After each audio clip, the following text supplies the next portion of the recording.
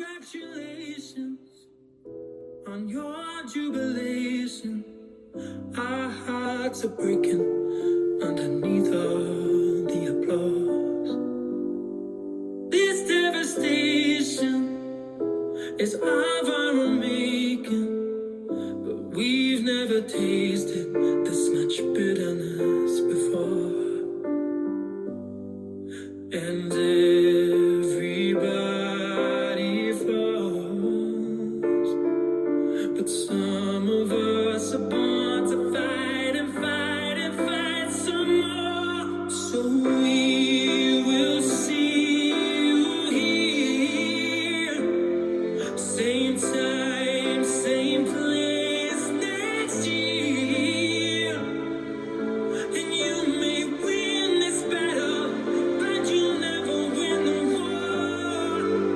Better to have fought and lost than never fought at all.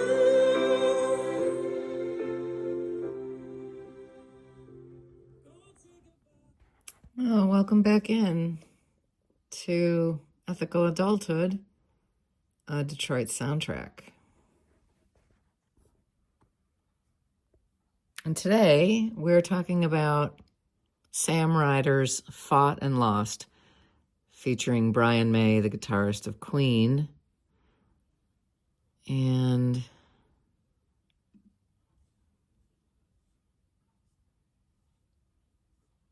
we're looking at winning and losing. There's something nobody teaches you in school. You can do everything right and still lose. You can show up, try hard, care deeply, be brave, and life can still go, cool story, bro, but not you. Not this time. And then what? That part, the part after the loss, is where people either grow up or they get a little sideways for a while. Because winning is easy to metabolize. Losing is where you find out who you really are. We're trained for victory like it's the only storyline that matters. We have confetti for winners. We have trophies, podiums, and highlight reels. But we do not really have a shared language for being passed over, failing at something you wanted, getting cut from the team, trying again when you feel embarrassed, or losing a person you love. We know how to celebrate. We're good at that. But we're still learning how to lose without turning into a cartoon villain, a ghost, or a puddle. Which is so unfortunate because everybody loses. Even the winners lose sometimes.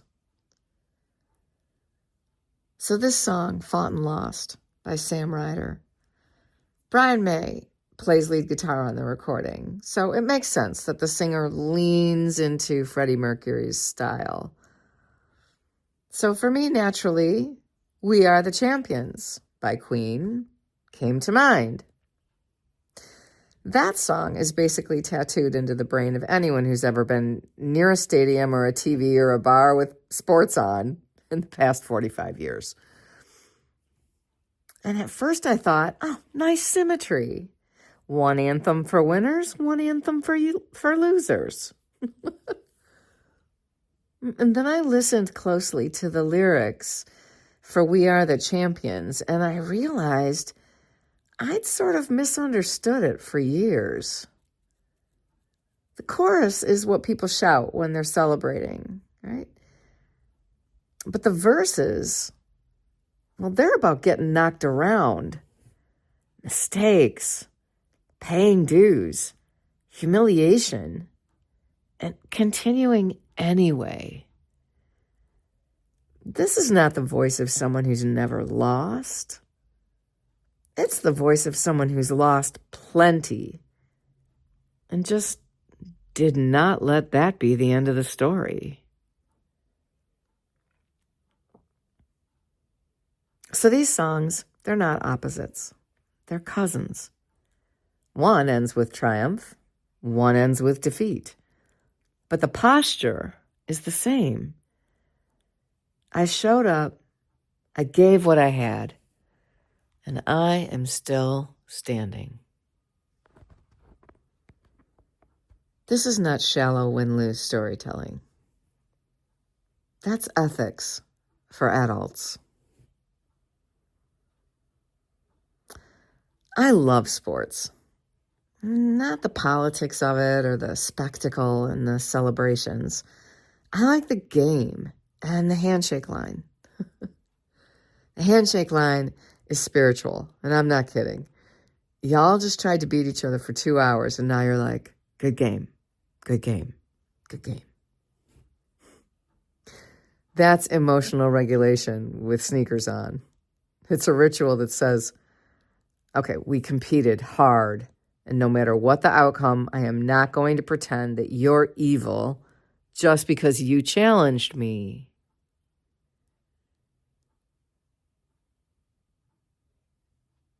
You know, yoga teaches the same reality in a quieter way. Life is made of opposites. Win, lose. Gain, loss. Joy, grief. If you're waiting for a life where you only win, where you only feel good, and you only get your way, respectfully, good luck with that. The practice isn't avoiding the hard half of the pear. The practice is staying kind when it shows up. And the distinction between an opponent and an enemy matters. Most adults still confused I'm challenged with I'm threatened. You can watch it happen daily on social media. Someone disagrees and suddenly it's not just a disagreement anymore, it's a character assassination. Ethical adulthood asks for something more mature. Stay in contact with reality. Feel what you feel. And don't dehumanize the other person to regulate your own discomfort. And most of our fights aren't actually about the other person anyway. Often we're bumping into stress, money, exhaustion, fear, old history, misunderstandings, or the simple fact that maybe nobody ate breakfast. Yeah, there, I said it. Eat something before you declare war on somebody. So when a lyric lands on, so we will see you here, same time, same place, next year, I don't hear a need for revenge. I hear the grown-up version of conflict. We will meet again, and we will see what we learned. We will see who we are next time. Not, I will destroy you. More like, let's all stay in the game. And here's the ethical piece. Victory is only half of the human curriculum. We're trained for winning like it's the whole point of being alive. But life is not a straight line to a trophy. It moves in cycles, expansion and contraction, trying and failing, winning and losing, holding and letting go. And if your identity is built entirely on winning, losing can feel catastrophic. Not just I lost, but I am a loser. And that is where people sometimes become harsh, numb, or hopeless. So the real question is not, can you win? The real question is, can you lose and still remain a decent human being?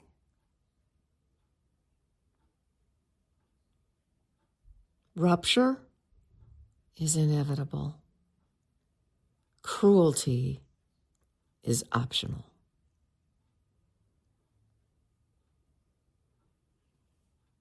You will be disappointed.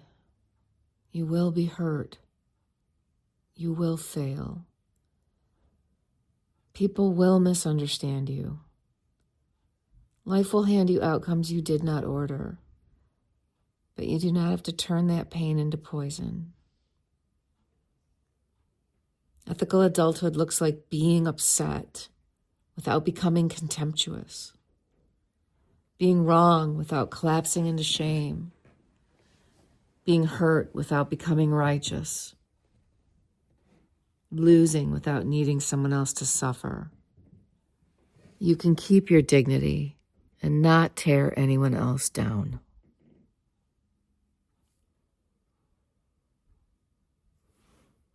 This is where yoga, or any practice really, either becomes profound or stays superficial. If a spiritual practice only helps you feel calm when things are going well, it's often more about mood management than growth. Real practice trains you for the moments when you want to bail, when the outcome is uncertain, when you are embarrassed, when you're disappointed, when life gives you bad news. The goal is not to eliminate struggle. The goal is to stay present inside it without losing your humanity and without borrowing someone else's humanity to soothe your aching nervous system. And there's another thing we don't usually discuss. Sometimes the win is internal. Sometimes the win is that you stayed kind. You stayed honest. You stayed engaged. You didn't abandon yourself. You didn't dehumanize anyone else. And actually learned something real. That's not a consolation prize. That's the whole point of being alive.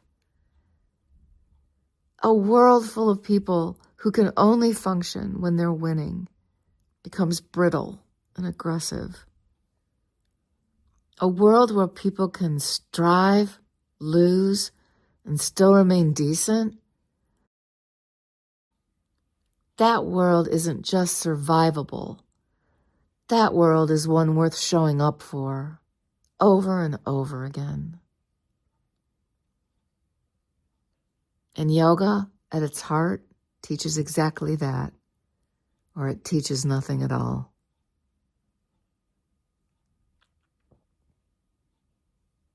So yes, fight, care, try, go all in.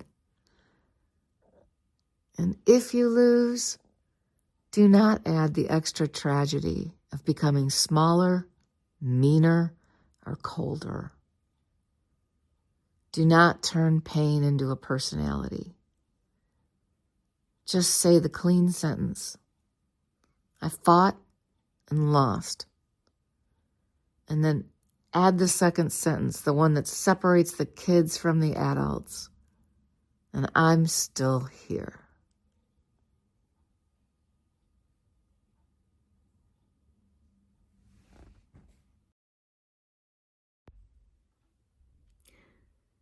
Thanks for listening. This is Andrea Fiondo. I'll see you next time.